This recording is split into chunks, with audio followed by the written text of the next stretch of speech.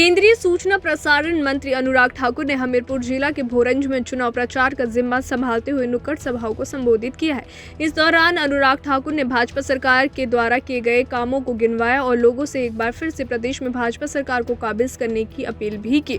वहीं भोरंज विधानसभा क्षेत्र के भाजपा उम्मीदवार डॉक्टर अनिल धीमान के लिए प्रचार करने पहुंचे केंद्रीय मंत्री अनुराग ठाकुर का चंबू में पहुंचने पर भव्य स्वागत किया गया। भोरंज से भाजपा प्रत्याशी अनिल धीमान ने कहा कि भोरंज क्षेत्र की जनता भाजपा के पक्ष में रही है और 1990 से भोरंज क्षेत्र को कांग्रेस मुक्त करके रखा गया है और इस बार भी जनता पूरा समर्थन देगी। धीमान ने कहा कि विकास कार्य कभी खत्म नहीं होते हैं और सिंचाई व रोजगार की तरफ ज्यादा ध्यान दिया जाता है।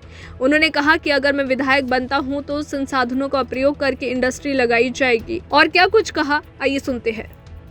जिन लोगों ने सारी उम्र बांटो और राज करो पे नारे पे चले हों, जो जाति धर्म संप्रदाय पर लोगों का वोट लेते हों, जो वोट लेने के बाद भूल जाते हों, गरीबी हटाओ का नारा देके लोगों को गरीबी में धकेलते हों, खड़गे जी जरा कांग्रेस के इतिहास पे नज़र मारिए। ये सारे गुण कांग्रेस में आपको देखने को मिलेंगे कि आपने वोट की राजनीति में देश को भी पीछे छोड़ दिया। आपने परिवार को आगे रखा, पार्टी को आगे रखा, लेकिन देश को पीछे छोड़ा है। ये देश भूला नहीं है। कांग्रेस के घोटालों को, कांग्रेस के भ्रष्टाचार को और जो कांग्रेस के समय होते दंगों को। ये हाथ कभी किसी की जेब में था, कभी किसी के गले पर था, कभी खून से लिपटा हुआ था, लथपथ था। ऐसा है कि इतिहास को शायद खड़गे जी मुझसे ज़्यादा अच्छा जानते होंगे।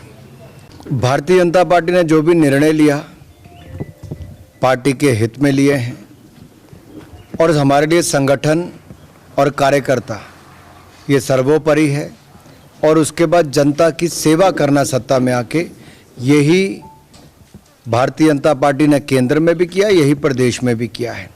व्यक्ति संगठन से ऊपर कहीं पे भी नहीं, चाहे वो कोई भी हो।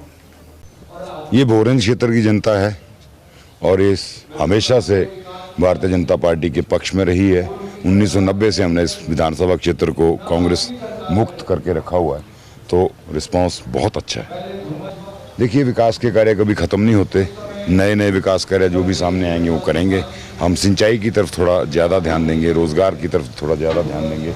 मेरा ये कहना है और मुझे ये लगता है कि इस बार अगर भारतीय जनता पार्टी मुझे, यहाँ के भारतीय जनता पार्टी के लोग, यहाँ के भोरंज के लोग अगर मुझे मैंडेट देते हैं, मैं विधायक बनता हूँ, तो मेरी ये पूरी कोशिश रहेगी कि यहाँ जो उपलब्ध हमारे पास संसाधन हैं उन पे आधारित कुछ उद्योग जो हैं वो हमारे पास, जाहू में एक क्षेत्र है जहाँ इंडस्ट्रियल एरिया की स्थापना की जा सकती है ढंग से, तो वो मेरी प्राथमिकता रहेगी कि ताकि यहाँ के बच्चों को, पढ़े लिखे बच्चों को यहाँ रोज़गार में उपलब्ध करवा पाऊँ।